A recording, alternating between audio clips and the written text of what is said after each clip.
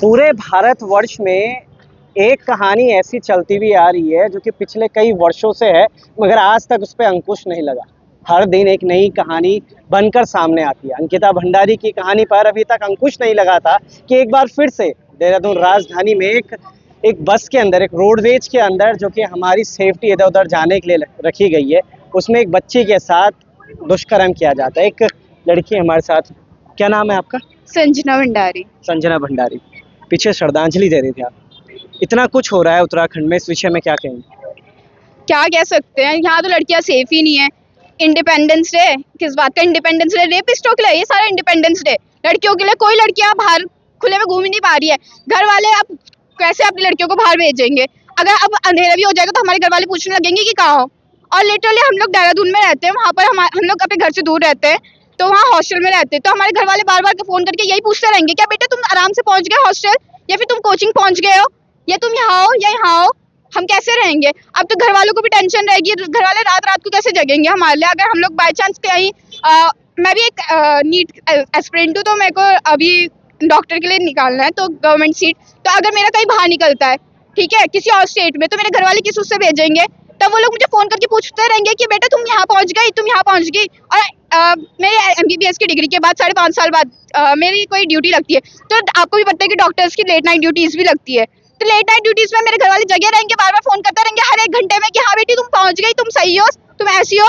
रात भर अपनी नींद डिस्टर्ब करेंगे क्या? अगर ऐसे लड़के ऐसे रेपिस्ट बाहर ही घूमते रहेंगे तो लड़कियों के साथ तो यही होगा ना। घर वाले भी ऐसे ही भेजेंगे। क्यों अपने लड़कों से नहीं पूछते ये लोग कि तुम कहाँ हो बेटा, तुम इतनी रात को कहाँ जा रहे हो?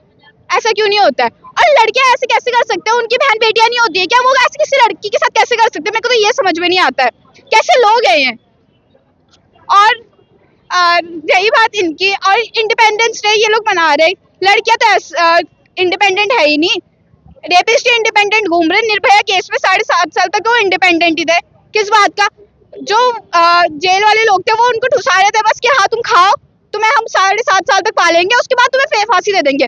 किस बात का? क्यों 7.5 साल तक? जब वो लोग वो हो गए थे कि हाँ ये लोग गिल्टी है, तो इनको 7.5 साल तक क्यों जेल में रखा? ऑन द स्पॉट क्यों फांसी नहीं दी? क्यों उस लड़की को इतने साल रुकना पड़ा कि हाँ यार मेरे जो वो भी आपको भी पता है कि कितना बुरा हुआ था उसके साथ, उसको 7 साल तक क्यों रुकना पड़ा कि हाँ मेरे को अब जाके उसके घर वालों को भी कितनी बार उससे कोर्ट के चक्कर लगाए होंगे कि हाँ अब उसको जस्टिस मिलेगा, अब जस्टिस मिलेगा।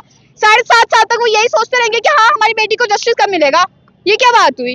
ऑन द स्पॉट लेना चाहिए कभी भी। मतलब यार रेपिस्ट ऐसे कैसे रह सकते हैं कि इतने सालों तक केस चलेगा? अभी ये सब चल रहा है, ठीक है, अंकिता भंडारी का भी 1 या 2 महीने चला होगा कि हाँ ये चलेगा। अब तो पूरा ठप बैठ रहेगा, उसको जस्टिस मिला अभी भी नहीं मिला, ना कोई लॉ बन रहा है। रेप तो होंगे ही। अभी ये जो कोलकाता वाला केस हुआ उसके बाद ही 4 केस आ गए कि 4 केस आ गए रेप के। कोई डर ही नहीं रहा भाई, किसी के अंदर डर ही नहीं रहा कि रेप करेंगे कुछ नहीं होगा। वो पढ़ना चाहती है, बाहर निकलना चाहती है, कुछ करना चाहती है, मगर उस ऊंची उनकी आवाज़ में कितना डर अभी झलक रहा है कि मैं अपने माँ बाप को यही बताती हुई रह जाऊंगा कि मैं आज वहाँ हूँ। वो पढ़ना ये चाहती है कि मैं नेट खोलूं और उसमें कुछ अपने लिए कुछ समझूं, कुछ पढ़ूं, मगर उन्होंने ये ज़रूर पढ़ लिया कि अब तक 4 केसेस ऐसे आ गए, क्योंकि उन चीज़ों पे ज़्यादा ध्यान रख रही है। आवाज़ समझिए, वो चीज़ें समझिए कि क्या उत्तराखंड सच में इसलिए बनाया गया था, या फिर उत्तराखंड की ये जो हमारी बच्चे हैं जिनको हम बोलते हैं हमेशा बेटी बचाओ बेटी पढ़ाओ, वो इसलिए हम बेटी बचाओ बेटी पढ़ाओ के नारे लगाते रहें। सही बात कही है उन्होंने कि इंडिपेंडेंस डे, इससे अच्छा तो हम 1947 में अगर आज़ाद नहीं हुए होते तो अच्छा होता कि हम अंग्रेजों के गुलाम ही ठीक थे, कम से कम हमारा अपना हमें तो नहीं मार रहा था। आप भी नीट की तैयारी कर रही हैं, तो क्या लगता है इसके बाद लॉ तो बन ही नहीं रहा है। घर वाले क्या सोच के भेजेंगे हमें बाहर? हमें तो ये समझ नहीं आ रहा है कैसे हम अपने आप को सुरक्षित माने कि हाँ यार हम लोग बाहर जा रहे हैं, तो कैसे सुरक्षित माने अपने आप को? भाई वो लड़की जब अपने हॉस्पिटल के अंदर ही सेफ नहीं है तो बाहर तो क्या ही बोले हम। जब हॉस्पिटल के अंदर ही सेफ नहीं है तो बाहर कहाँ वो स्ट्रीट में भी मानेंगे अपने आप को? हॉस्पिटल जो ऐसी जगह होती है कि जहाँ घर वालों को भी ऐसा होता है कि हाँ हमारी बेटी अब सुरक्षित है, अब कल कुछ नहीं होगा उसके साथ। हॉस्पिटल में तो कुछ नहीं है, सब अपने ही है। अब उसके साथ वहाँ ही सेमिनार हॉल में ये सब हो रहा है, तो किसी का क्या बोलना है? स्ट्रीट में तो क्या ही बोले।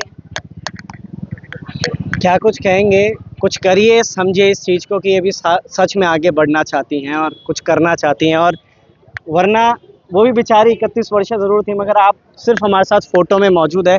छिंदवाड़ा में था इस वक्त। बहुत बहुत धन्यवाद मैम आपका मेरे साथ जुड़े रहने के लिए। दर्द है उनकी आवाज़ में और हर जगह पे। बने रहिएगा लोग के साथ। बहुत बहुत धन्यवाद।